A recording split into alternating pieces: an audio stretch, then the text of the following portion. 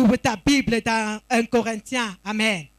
1 Corinthiens 2, le verset 16. Alléluia. Amen.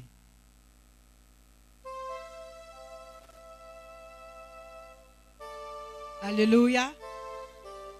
1 Corinthiens 2, le verset 16 dit ceci. Car qui a connu la pensée du Seigneur pour l'instruire. Oh, nous avons la pensée de Christ. Alléluia. Nous, enfants de Dieu, nous les choisis. Nous avons la pensée de Christ. Amen. Assois-toi sur tes problèmes ce soir. Alléluia. Je prêche sur un thème que j'ai intitulé Ayons la pensée de Christ. Alléluia. Ayons la pensée de Christ. Parce que Christ n'échoue pas, il n'y a pas de raison que nous qui avons sa pensée, nous échouons. Parce que Christ ne meurt pas, nous ne pouvons pas mourir au nom de Jésus. Je suis venu dire à quelqu'un ce soir, aie la pensée de Christ. Car la pensée de Christ va t'amener dans les hauteurs. Peu importe ce que les gens pensent de toi, peu importe ce que les gens disent de toi, aussi longtemps que tu as la pensée de Christ, tu as la victoire sur toutes ces choses-là. Alléluia. Amen. Et je vais dire à quelqu'un, tel tu penses, tel tu es.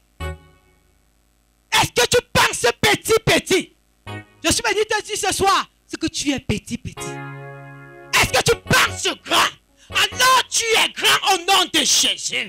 Ce que tu penses, c'est ce que tu es. Tes pensées, c'est toi-même. C'est pourquoi quelqu'un a dit dans le dictionnaire, la dignité de l'homme se trouve dans sa pensée. Alléluia. Si tu penses que tu peux tuer, alors tu vas tuer. C'est pourquoi ta dignité se trouve dans ta pensée. Alléluia. Est-ce que tu penses que tu peux aller loin? Alors commence à te voir loin. Commence seulement à avancer. Et tu vas arriver au nom de Jésus.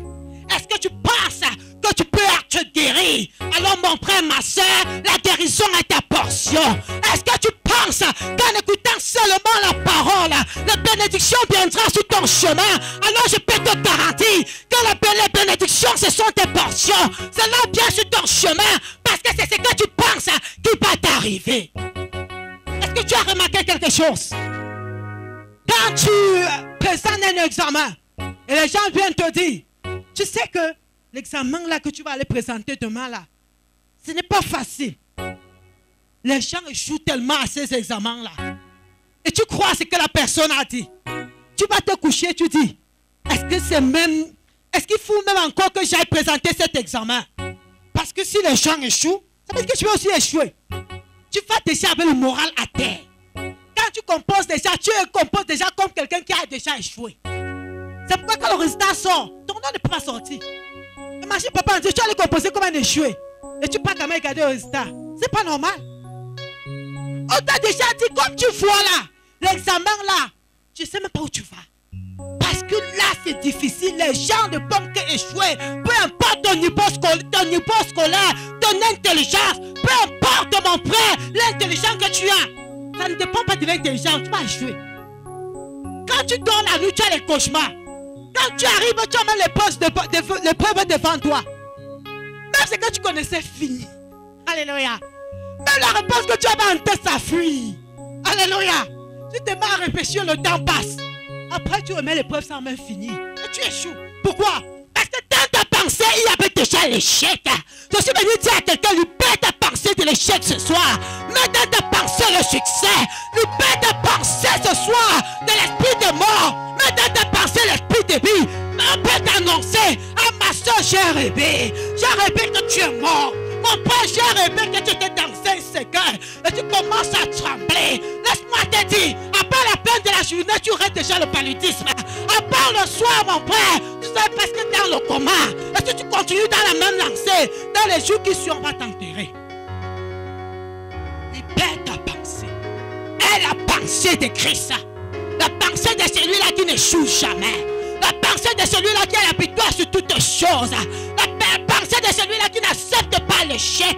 Et tu verras le succès dans ta vie. Je ne sais pas ce que les gens disent de toi. Peut-être les gens te regardent. On dit ta paix est finie. Quand tu regardes moi le laid garçon aussi, quelle fille va même t'épouser?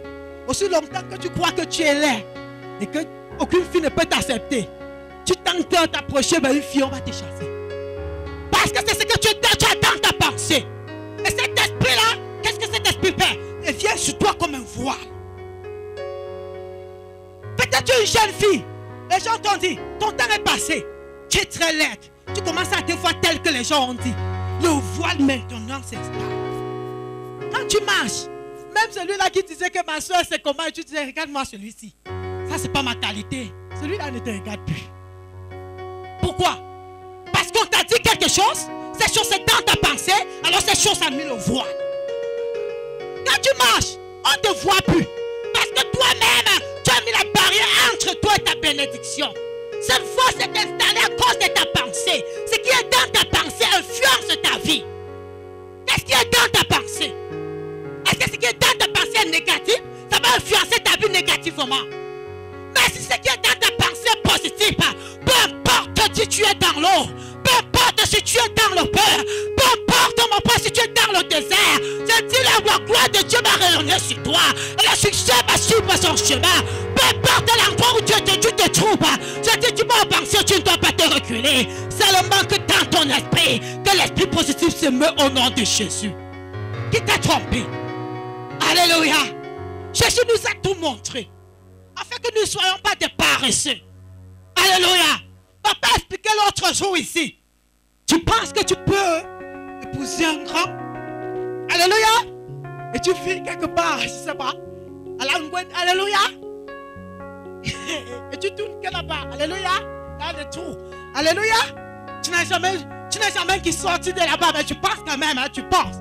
Alléluia. Ça c'est produit comment? Hein? Alléluia. Tu penses que tu vas voyager et que tu vas faire des affaires. Tu es au quartier, couché sur ton lit. Et tu dis, je me vois à Dubaï acheter des valises et venir livrer au Cameroun. Ça se produit comment? Alléluia.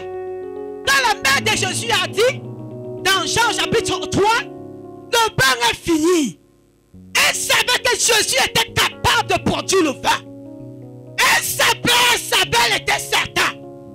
Jésus pouvait juste dire vin. Les disciples commencent à puiser.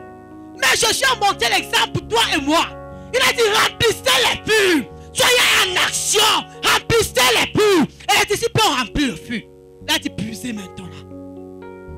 Puisez maintenant.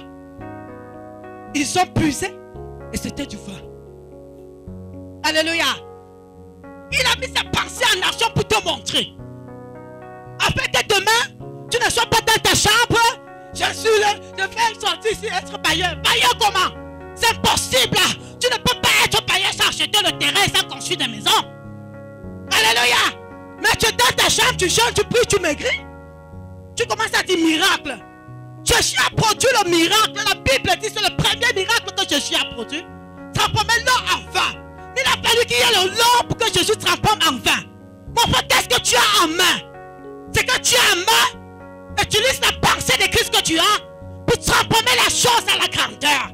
Qu'est-ce que tu as dans la poche? Est-ce que peut-être c'est 10 000 là et tu vas être un importateur demain? Comment ça fait ces 10 000 là et demain tu seras un grand importateur? Comment ça fait ce que tu as? Jésus t'a montré l'exemple. Plusieurs exemples. Souviens-toi de ce chef. Il avait perdu sa vie. Il savait lui-même. Si je rencontre Jésus, ma situation va changer. Mon fils reviendra à la vie. Et la Bible dit, il est allé vers Jésus. Il a dit Jésus. Il s'est même prosterné devant Jésus. Il a dit, je ne suis pas digne de me tenir debout. Alors Jésus, voici mon problème. Ma fille vient de mourir. Mais si tu dis ça mort, Jésus, si tu plais, et tu l'emportes les mains, mon papy va revenir à la vie. Et la Bible dit, je suis arrivé. Mais dans la cour, quelqu'un a dit quelque chose à Jésus. Jésus, où est-ce que tu pars? Pourquoi est-ce que tu prétends depuis et tu gonfles comme ça? L'enfant est déjà mort et nous sommes au pointage. Jésus, donc tu n'as pas constaté que nous sommes avec nos guitares? C'est déjà la veillée. Jésus, est-ce que tu n'as pas constaté que les services traiteurs sont déjà à la cuisine? Pardon, Jésus ne gâche pas notre business. Et Jésus a dit, je suis ici pour un but et je vais accomplir. Je ne sais pas, mon Père, qui t'a découragé pendant que tu fais ce projet. Je ne sais pas qui t'a découragé. Et tu as dit, est-ce que j'avance ou je recule? Je suis venu dire à quelqu'un que personne ne te décourage. Quand Jésus t'a prouvé, dès que l'enfant était mort, et que la famille était déjà réunie pour le funérailles, je sais qu'il n'y aura pas de funérailles. Il n'y aura pas de funérailles. Aussi longtemps que je suis là, et je m'appelle la résurrection, il n'y aura pas de funérailles. Alors ne vous inquiétez pas, vous pouvez libérer, parce qu'ici c'est la vie qui va régner. Qui t'a découragé? Ah, tu as aussi fait comme les autres. Et tu as aussi fait ton passeport. Et tu as arrêté, tu as dit à quelqu'un, oh non, non, non, je m'en vais à Dubaï. Je vais aussi acheter des habits pour décembre. Et quelqu'un t'a dit, pardon, laisse ça. Il n'y a plus le marché en décembre. Et au point où tu es situé, il n'y a même pas de client là-bas. Et tu as commencé à dire, tu as raison. Il veut que je m'en vais ici. Ma soeur, comment? Je suis venu dire à quelqu'un, c'est que tu penses. C'est que tu penses. C'est que tu penses. Et c'est que tu vas voir. C'est la raison pour laquelle